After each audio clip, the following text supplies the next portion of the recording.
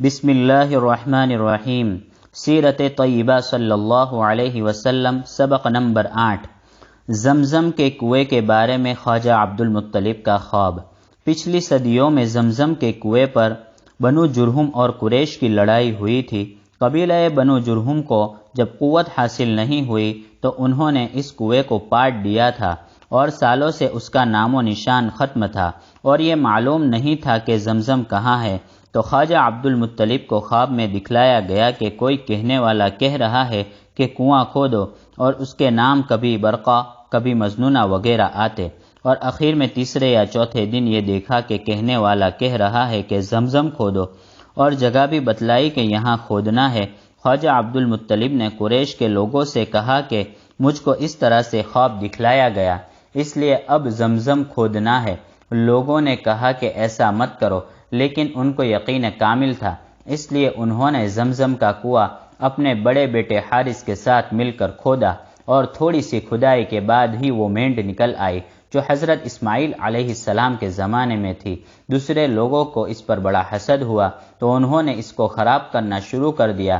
جب عبد المطلب بہت پریشان ہو گئے تو انہوں نے اللہ تعالی سے دعا کی کہ الہ العالمین، یہ پینے والوں کے لیے تو ٹھیک ہے، لیکن جو اس سے برا چاہے اس کا میں ذمہ دار نہیں۔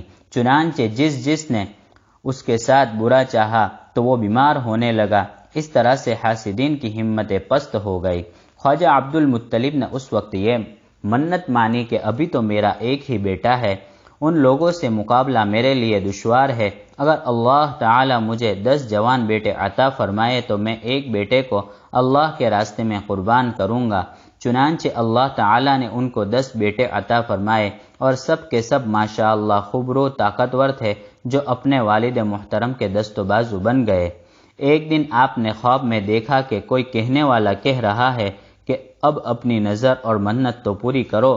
چنانچہ ان کو خیال آیا کہ ہاں، میں نے نظر مانی تھی، تو اب یہ ہوا کہ ان 10 بیٹوں میں سے کس کی قربانی کرے، لہٰذا قرعہ اندازی کی۔ اتفاق سے قرعے میں عبداللہ، جو سب سے چھوٹے بیٹے تھے، ان کا نام آیا۔ چنانچہ انہوں نے بلا تکلف نظر پوری کرنے کا ارادہ کیا اور قربانی کے ارادے سے انہیں لے جانے لگے تو بہنیں بھائی کو دیکھ کر رونے لگی کہ ہمارے بھائی کو کہاں لے جا رہے ہو۔ بالآخر مشورے میں یہ بات طے ہوئی کہ آپ ایسا کیجئے کہ ان کے ساتھ 10 اونٹوں کو رکھیے اور پھر قرعہ ڈالیے۔ اگر 10 اونٹوں کا نام نکل آئے تو ان کے بدلے میں 10 اونٹوں کی قربانی کر دی جائے۔ یہ رائے ان کو پسند آئی۔ قرعہ اندازی کی گئی تو 10 اونٹوں کے بجائے پھر عبداللہ ہی کا نام نکلا، مگر بہنوں نے کہا کہ 20 پر قرعہ کیجئے۔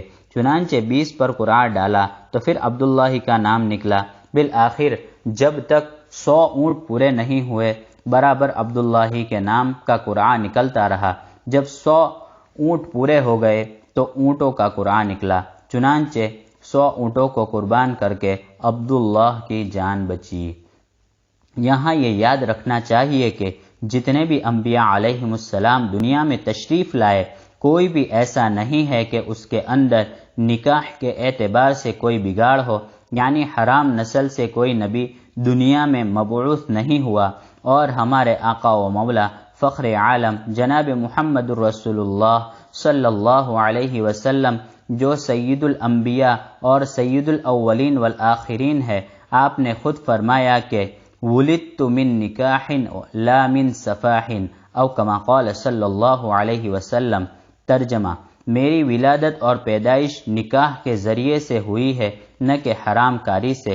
اوپر حضرت آدم علیہ السلام تک نہایت طیب اور حلال سلسلہ ہے، اس میں ذرہ برابر بھی فحش و فواحش کا کوئی شائبہ نہیں ہے۔ وآخر دعوانا ان الحمد للہ رب العالمین۔